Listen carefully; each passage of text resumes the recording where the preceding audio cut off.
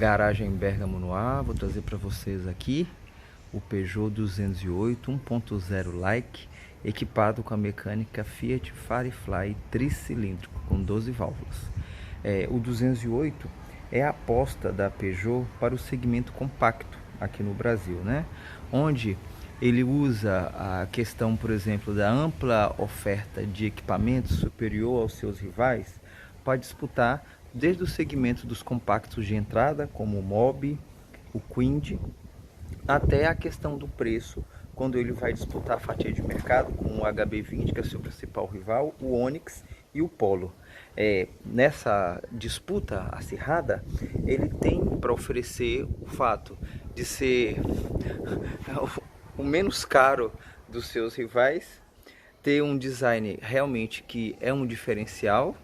Ele tem um design bonito e tem uma ampla lista de equipamentos, tanto de conectividade, quanto de conforto interno, quanto também no que tange a segurança, porque ele vem equipado com 4 airbags, 2 laterais e 2 frontais, né?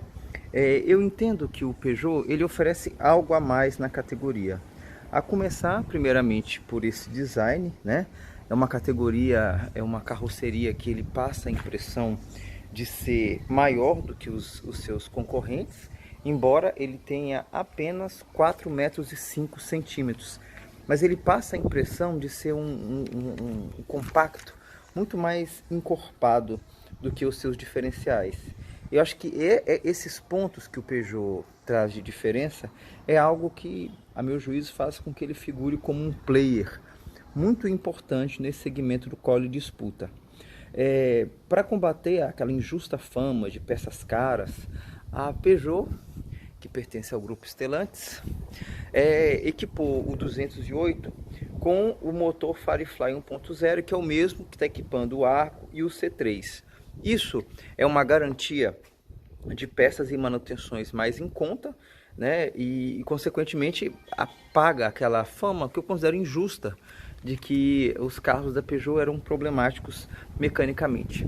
A Peugeot fez também um arranjo bom de suspensão, que é uma suspensão muito boa para trafegar nesses solos aqui nós com bastante buracos, e ao mesmo tempo sem perder aquela estabilidade, aquelas características do modelo francês.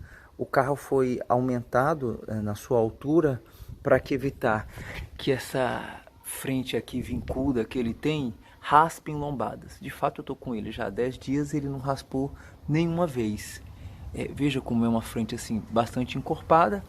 Ele vem calçado aqui com, essa aqui é a versão 1.0 Like, com pneus 185/65 aro 15. Essa aqui é a minha medida preferida de pneus, eu gosto dessa medida aqui, porque ela confere ao carro estabilidade e ajuda muito no consumo. E esse, a meu juízo, é o principal trunfo desse carro.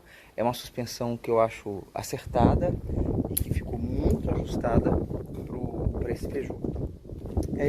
No que tange a preços de versões do 208, essa aqui é a versão 1.0 Like, que agora em janeiro, fevereiro de 2024, hoje é 24 de janeiro, começa em 73.990 a versão Like 1.0, já com controle de tração, estabilidade. Tem essa tela aqui multimídia de 10 polegadas, que tem funções de conectividade. Toda a função aqui do ar-condicionado é ajustada aqui nessa tela de 10 polegadas, e ele tem um diferencial, além dos controles físicos aqui, é a função diagnóstico, onde você pode conferir as falhas mecânicas do sistema de motor e injeção aqui na multimídia, né? Não fazendo com que você fique refém de ter que pagar de 80 a 120 reais pelos mecânicos para ter os diagnósticos de falha em caso da ocorrência dessas. E eu achei isso excepcional.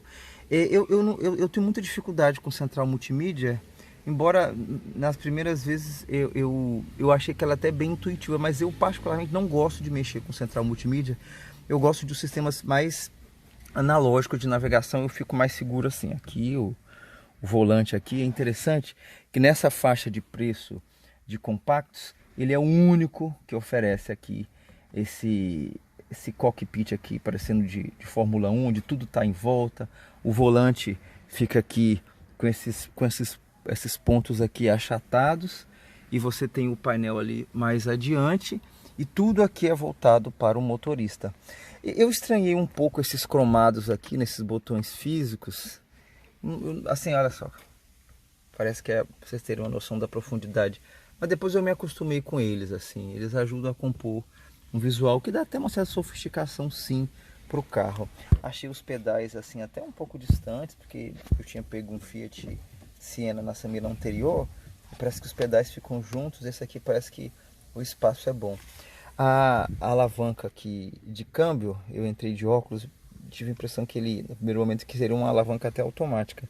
Fica diferente, né? A gente é acostumado com aquelas alavancas ovais, quando vê com esse desenho aqui que lembra de câmbios automáticos, a gente fica com essa impressão que seria um carro automático.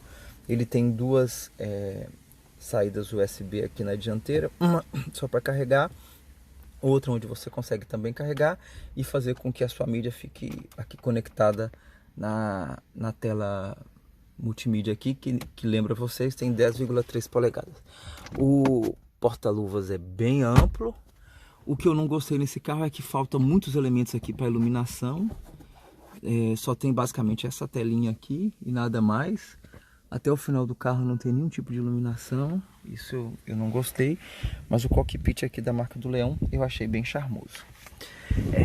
Vindo aqui para fora, retomando a questão do preço, essa versão Like, ela vem equipada também com repetidores de seta aqui nos retrovisores, e tem essa iluminação com LED aqui que fica acesa quando você está com o veículo em movimento.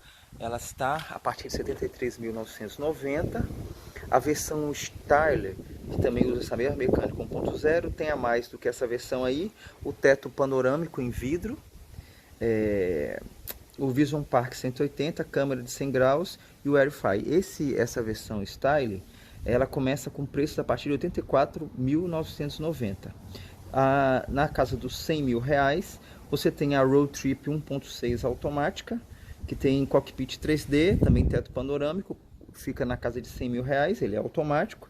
E a versão Allure também CVT,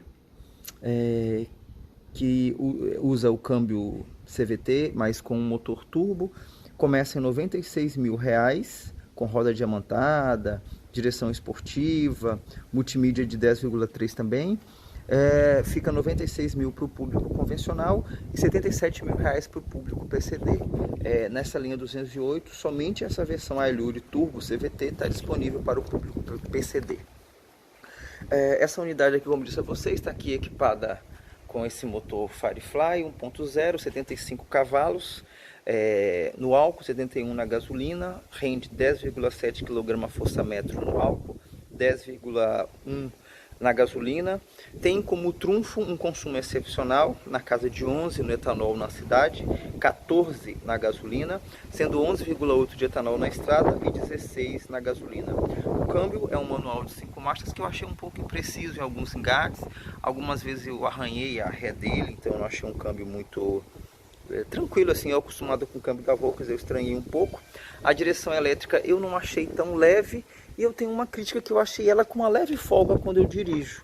Esse carro está com 28.000 km, eu achei que talvez seja uma característica do projeto e não um problema do carro, né? A suspensão dianteira MacPherson com barras estabilizadoras, e a traseira eixo de torção utilizando freios a disco na dianteira e tambor aqui na traseira. O Peugeot tem 4,5 metros de comprimento, tem 1,45 de altura, 1,75 de largura. É um carro bastante largo, eu acho que ele tem esse diferencial. E ele tem, acho que esse é o principal problema do Peugeot 208, apenas 2,53 de entre-eixos, que a meu juízo não parece até menos assim. É curioso que alguns HB20s da primeira geração, da segunda, que tem 2,52 entre-eixos, parecem mais folgados internamente do que o 208. Para vocês terem uma noção, olha como o acesso aqui na traseira é mais dificultado, olha só. acho que até a forma dessa coluna C acontecer exige que você faça quase que um malabarismo aqui para entrar no carro. Para visualizar o controle da regulagem do banco, tem que vir aqui para trás. O banco dianteiro está regulado para mim, tem 1,82 e vamos ver aqui, ó, praticamente não sobra muito espaço. E outra coisa, o espaço para a cabeça também fica bastante limitado. 3 adultos aqui, eu acho que não seria muito confortável, né? Então ele externamente parece ser um carro muito encorpado, mas dentro dele você fica com uma impressão de falta de espaço. O túnel central, a meu juízo, é relativamente alto, olha só. Então acho que 3 adultos aqui não iriam com muito conforto. Outra coisa que me chamou a atenção é que o banco traseiro assim é bem reto. Então o que pode cansar em viagens longas assim. O teto é baixo. Na versão aqui Like não tem puxadores, alças de teto. É compreensível, né? Por essa ser uma versão de entrada. Vamos ver aqui o porta-mala, que foi um ponto também que eu não gostei muito. Eu acostumado com sedã, o porta-mala é pequeno, tão pequeno que o triângulo e o macaco precisam ficar aqui sambando, disputando espaço com as cargas. Outra coisa também é que não há divisão no banco traseiro, ele é inteiriço, então não tem como você levar uma carga maior, tipo um espelho, uma cadeira, e deixar o banco para um adulto. Eu tive dificuldade ontem para levar o patinete da minha filha. O step é só de socorro aqui, limitado a 80 por hora. O fato da iluminação interna ser precária também, a meu juízo, atrapalha quando você viaja com criança, que vira e mexe, some alguma coisa, né? Os modelos acima do Like, que é o Style, o Turbo, o Allure, todos eles têm sensor de estacionamento e câmeras de ré também.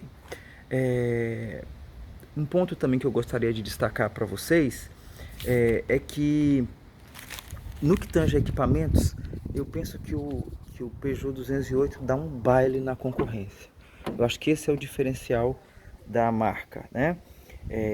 A boa conectividade, eu entendo que isso aí é um grande diferencial para o segmento dele.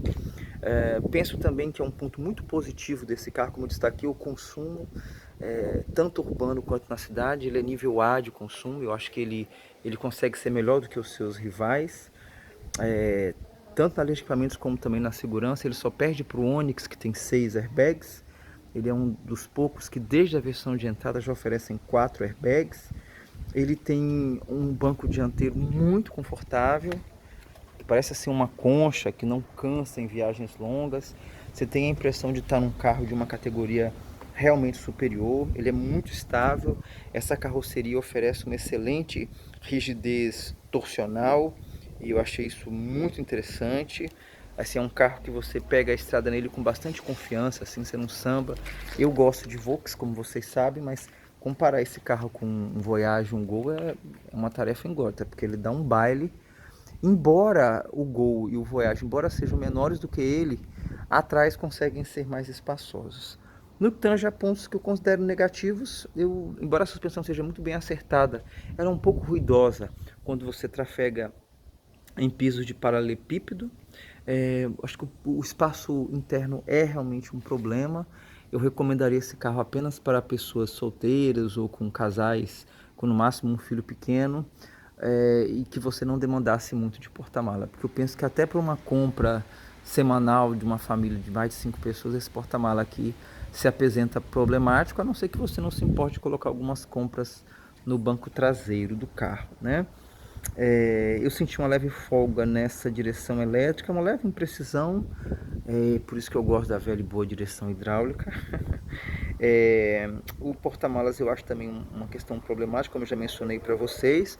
A falta de uma manta acústica aqui nessa mecânica aumenta o principal defeito desses motores 1.0 tricilíndricos, que é o fato deles serem muito ruidosos e trepidantes, né? Parece que tem uma caixa de abelhas aqui quando você acelera sobe o giro e o barulho aumenta. Meu primeiro contato com essa mecânica tricilíndrica foi com o Picanto HB20, que como era um carro que comportava a mesma mecânica, eu achei que era uma característica daquele motor. Depois eu fui experimentando o Sandero, Logan, Voyage, Onix, equipados com essa mecânica 1.0 tricilíndrica, e eu vejo que todas têm o mesmo ruído. Por isso aqui a necessidade desse coxinho aqui grande para suportar a louca tremedeira, como diz aquela música lá do forró, que esses modelos tricilíndricos fazem, né? São motores muito ruidosos porque trabalham no limite da temperatura, no limite da taxa de compressão, e eles têm um desempenho que eu acho que é compatível com motores até superiores. Ó, a maioria desses motores 1.0 à venda aqui no Brasil tem em torno de 10 a 10,9 kgfm. Meu primeiro carro foi um Voyage 1.6 equipado com motor CHT, e ele tinha também 10,7 kgfm. Então, atesta que os modelos 1.0 evoluíram bastante com essa tecnologia tricilíndrico. Eles são motores muito parecidos, mas que têm os mesmos problemas, né? Que é esse ruído. Eu particularmente não gosto desse ruído, eu acho muito incômodo assim. Eu não sinto prazer quando dirijo esses carros e tem que acelerar porque eles ficam muito ruidosos, né? Isso faz até com que esses carros fiquem até meio percam uma fatia de mercado. Você fica comparando o valor que você pagaria por eles, que você poderia comprar um carro usado com motor mais potente, embora você tenha que considerar que o público que compra carro zero não é o público que compra carro usado, né? Já tive 20 carros e nenhum deles foi 0 km. Então, são questões que têm que ser ponderadas. Eu recomendaria o Peugeot para você que é um motorista urbano, acho que até para motor de aplicativo também. Dirigindo o 208, a impressão que você tem é que você está realmente num carro de uma categoria superior. A direção aqui elétrica tem regulagem de altura e profundidade para todas as versões, então é fácil conseguir uma posição confortável dentro do 208. Me chamou a atenção aqui o voltímetro numa configuração anti-horária. Você demora para se adaptar, mas eu acho que a Peugeot dando aquele toque de identidade única para os seus carros, né? Percebam que todos os equipamentos eles são voltados para o motorista, fazendo com que o carro fique muito à mão assim, né? Agora perceba, você vê muito facilmente a parede corta-fogo aqui no assoalho dianteiro, apontando que o grande calcanhar de Aquiles do 208, a meu juízo, é realmente a questão do espaço interno. Dos 1.0 tricilíndricos, eu gosto mais do desempenho do Volks, do Gol, Voyage, Fox. Esse aqui tem um desempenho um pouquinho parecido com do Renault, igual ao seu irmão de mecânica Argo. Ele é dimensionado aqui para priorizar o conforto. Isso faz com que ele pareça um pouco mais manco, assim, mais amarradinho, assim, sabe? Parece que as relações do câmbio elas são mais curtas.